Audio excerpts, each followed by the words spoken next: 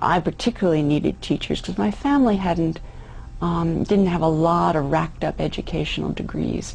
So the teachers were important mentors and guides for me. But one stood out, Sister Adele Fisk, lately deceased. She looked old from when I knew her, and she went on to have 30 more years. And she reminded me of one of these little Tibetan monks that had been holed up somewhere. And yet she always spoke with her cigarette and her scotch.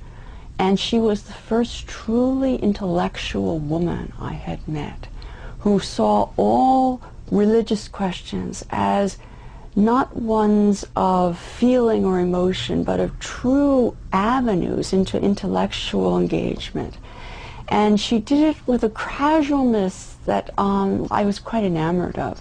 So I found myself studying her style as well as taking every course that she had. I remember one class where students also fascinated with her said, "Well, Sister Fisk, you've been teaching us all about Buddhism, and Buddhism is just so great. How could you choose to be a Catholic nun?" And she just sort of gave one of her little barks of a laugh and said, "Well, you know, when you go down, they all get pretty much the same."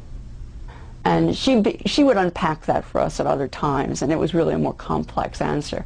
But it intrigued me so much about her, how she as a person put together her life and her studies.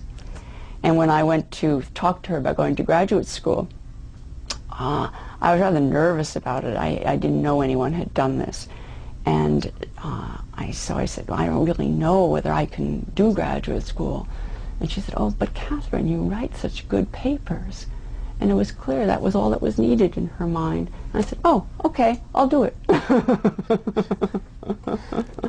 So she stays in my memory as a real influence.